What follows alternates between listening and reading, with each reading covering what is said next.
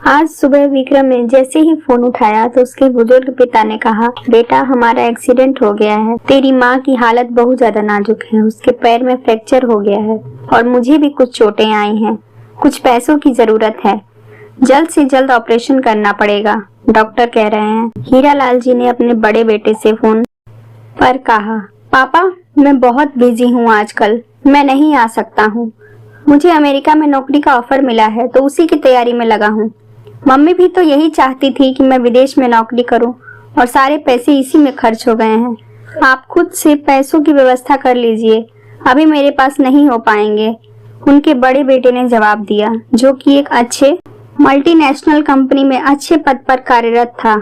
उन्होंने अपने दूसरे इंजीनियर बेटे को फोन किया पर उसने भी आने से मना कर दिया। उसने ये कहा कि मेरी अभी अभी नौकरी लगी है तो मुझे छुट्टी नहीं मिल पाएगी। तो हीरालाल जी ने कहा, बेटा कोशिश तो करो। इस पर उनके बेटे ने कहा कि अरे पापा बात समझा करो, मैंने बोला ना अभी मुझे छुट्टी नहीं मिल सकती है। आप हो ना माँ के पास, पैसों की चिंता मत कीजिएगा, मैं भिजवा दूंगा जितना लगेगा। यह कहकर उसने फोन काट दिया पर उसने कभी पैसे भिजवाए ही नहीं। और हीरालाल ने अपने मन में यह सोचकर अपने छोटे बेटे को फोन नहीं किया कि अब उस नालायक बेटे को फोन करके क्या फायदा। जब ये दो लायक बेटे कुछ नहीं कर रहे तो वह नालायक क्या कर लेगा। वह अपने छोटे बेटे को हमेशा से ही नालायक समझते थे और अस्पताल में पत्नी के पास पहुंचे और बहुत रोए, पुरानी बातें याद करने लगे। हीरालाल जी सरकारी बैंक में चपरासी थे। उनके 3 बेटे थे। बड़ा बेटा एक मल्टीनेशनल कंपनी में मैनेजर और दूसरा इंजीनियर था। दोनों की शादी बड़े घराने में हुई थी। दोनों अपनी पत्नियों के साथ अलग अलग शहरों में रहते थे। सबसे छोटे बेटे का पढ़ाई में मन नहीं लगता था तो उसने 11वीं के बाद पढ़ाई छोड़ दी और घर में ही रहने लगा। वो कहता था मुझे नौकरी नहीं करनी, अपने माता पिता की सेवा करनी है। पर उसके पिता बहुत नाराज रहते थे उसकी इस बात से। उन्होंने उसका नाम नालायक रख दिया। दोनों बड़े भाई पिता के आज्ञाकारी थे पर तीसरा बेटा गलत बात पर उनसे भी बहस कर लेता था, इसलिए हीरालाल जी उसे पसंद नहीं करते थे। जब हीरालाल जी रिटायर हुए तो उनके पास कुछ भी जमा पूंजी नहीं थी। सारी बचत दोनों बेटों की पढ़ाई में खर्च हो गई थी।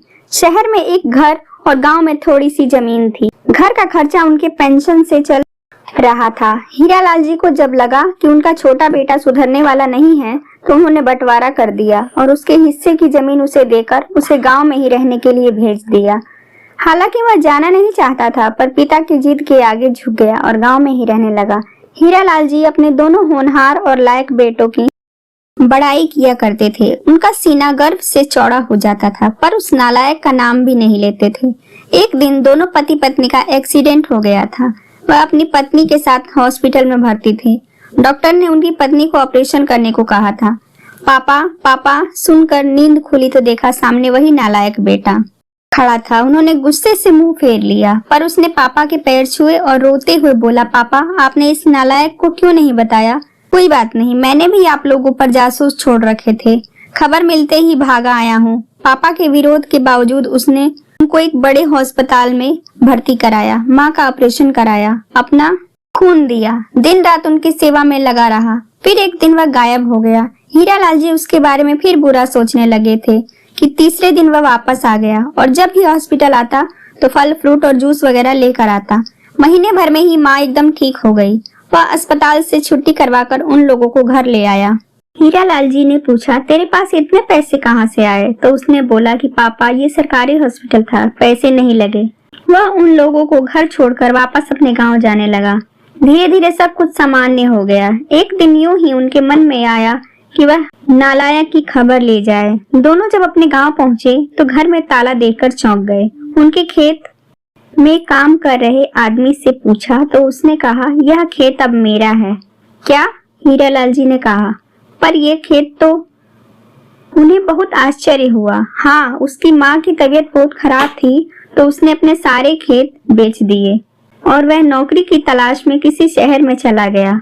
अब यह नहीं पता कि किस शहर में गया है। जब से उसने मुझे अपना ये खेत बेचा था तब से वो बहुत परेशान रहने लगा था, पर पूछने पर कभी कुछ नहीं बताता। भगवान जाने उसकी क्या परेशानी थी। अब बस यह घर रह गया है, यह रही उसकी चाबी।